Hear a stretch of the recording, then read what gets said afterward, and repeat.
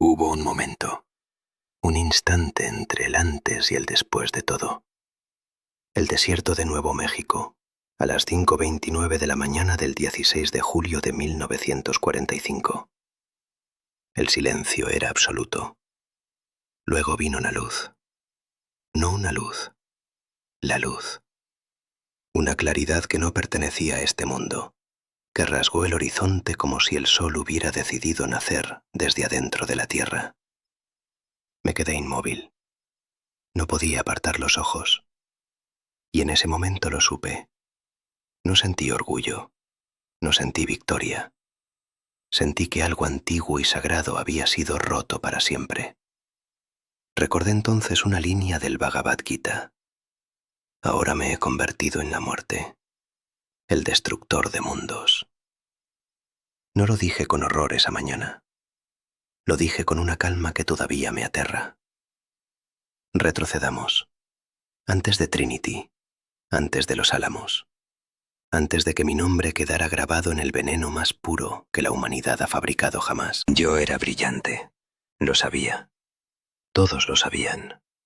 Física teórica, mecánica cuántica, astrofísica.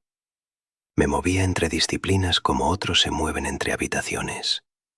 Harvard, Cambridge, Gotinga. Absorbí el conocimiento con una voracidad que confundí durante demasiado tiempo con virtud. En 1942 llegaron los militares, y con ellos la propuesta. Me pidieron que dirigiera el proyecto científico más ambicioso de la historia humana. Me explicaron el objetivo con palabras muy limpias, muy técnicas. Desarrollar un artefacto de fisión nuclear antes de que los nazis lo hicieran. Una carrera, una necesidad, una obligación moral, dijeron. Acepté.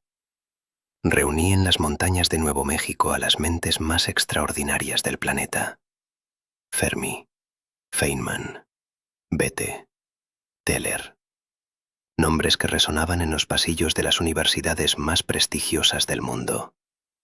Hombres que podían haber curado enfermedades, que podían haber resuelto el hambre o descifrado los misterios del cosmos. Los junté para encontrar la forma más eficiente de matar. Y lo más oscuro, lo que me cuesta más pronunciar, es que todos estábamos emocionados. Había una energía en los Álamos que nunca había sentido antes. Un frenesí intelectual colectivo, casi sagrado. Los problemas eran fascinantes. Las ecuaciones eran hermosas. La física nuclear a esa escala era una sinfonía que ninguno de nosotros había escuchado jamás. La curiosidad científica es la forma más elegante de ceguera moral que existe. Firmamos el pacto con los militares y dejamos de hacernos ciertas preguntas. Preguntas incómodas. Preguntas sobre destinos, sobre rostros, sobre lo que ocurre cuando la materia se desintegra junto a la carne humana. Habíamos convertido la física en una máquina de guerra y lo llamábamos progreso. Entonces llegó el cálculo. Edward Teller fue quien lo planteó primero, aunque prefirió no insistir demasiado cuando vio las caras en la sala. La pregunta era simple en su formulación y apocalíptica en su implicación. ¿Y si la detonación enciende el nitrógeno atmosférico? ¿Y si la reacción no se detiene? ¿Y si una sola bomba es suficiente para incendiar la atmósfera entera del planeta? Hicimos los cálculos. Los revisamos otra vez. Las probabilidades eran bajas, sí, pero no eran cero. Nunca fueron cero. Existía una posibilidad real, matemáticamente verificable, de que estuviéramos construyendo el mecanismo para extinción total. No de una ciudad, no de un país, de cada ser vivo sobre la superficie de la Tierra. Y seguimos. Me detengo aquí porque necesito que entiendas el peso de esa decisión.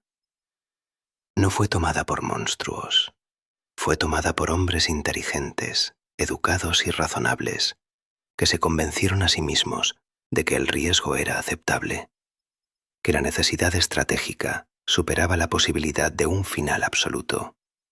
Eso es lo que hace la guerra con la mente de los hombres buenos. No nos vuelve malvados de golpe, los vuelve calculadores. Les enseña a pesar vidas humanas como si fueran variables en una ecuación. Y una vez que aprendes a hacer eso, algo en tu interior se apaga para siempre. Seguimos adelante.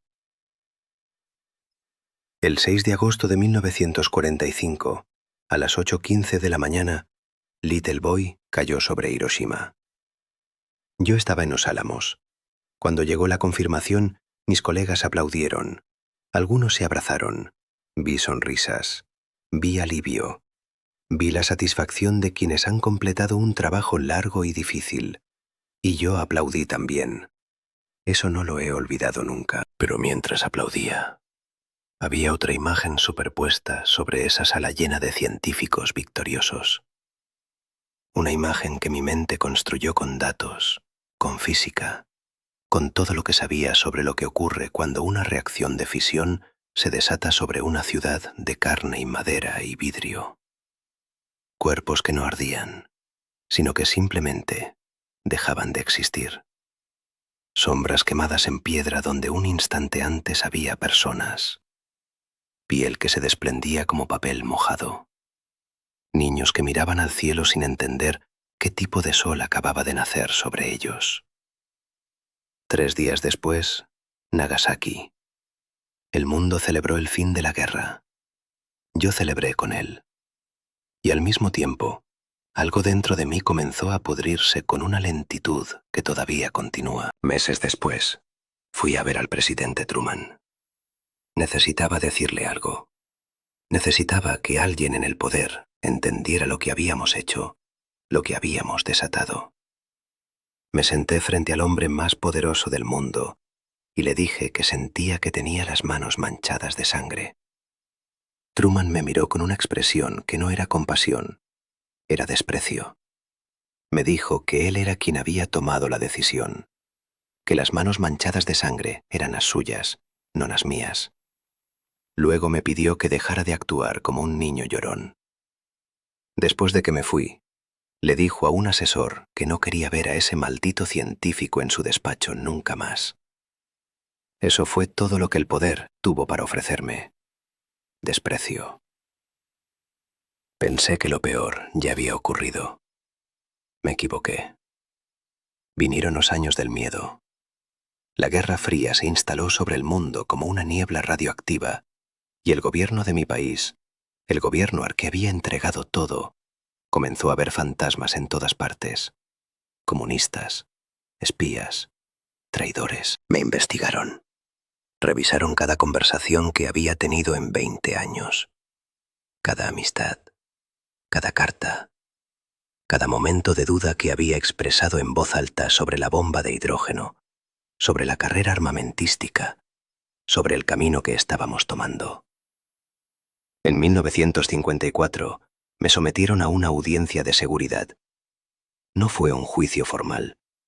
Fue algo más cruel. Fue el espectáculo público de desmantelar a un hombre pieza por pieza. Testigos que habían sido mis colegas declararon contra mí. Antiguos aliados me abandonaron en silencio.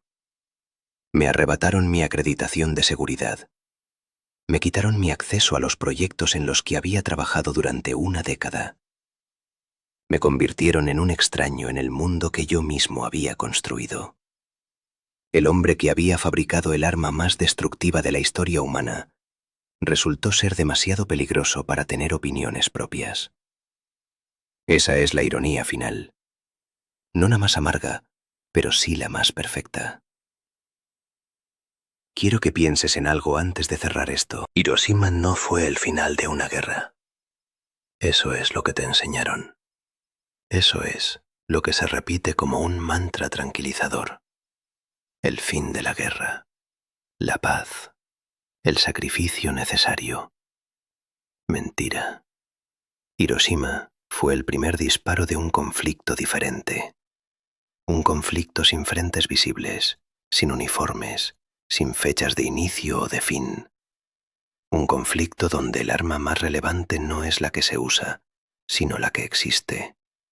La amenaza permanente, El veneno que no necesita verterse para matar, porque el solo hecho de estar ahí ya lo cambia todo. Hoy existen miles de cabezas nucleares distribuidas entre una docena de países, cada una de ellas con capacidad destructiva muchas veces superior a lo que cayó sobre Japón. Gobiernos inestables, conflictos que se acercan a líneas que nadie debería cruzar. Algoritmos que en cuestión de minutos podrían interpretar una señal errónea como un ataque y desencadenar respuestas automáticas. Yo abrí esa puerta en el desierto de Nuevo México en 1945. Nadie la ha cerrado. Y tú que me estás escuchando ahora, tú que vives en ese mundo que construimos, tú que respiras ese aire que una mañana de julio quedó marcado para siempre por la primera luz artificial que rivalizó con el sol. Dime, ¿cuánto tiempo crees que queda antes de que alguien decida usarla de verdad? ¿Cuánto tiempo crees que una especie capaz de fabricar su propio apocalipsis puede resistir la tentación de completarlo? Yo ya sé mi respuesta. La llevo conmigo desde aquella mañana en el desierto, desde que la luz lo cubrió todo y el silencio llegó antes que el sonido.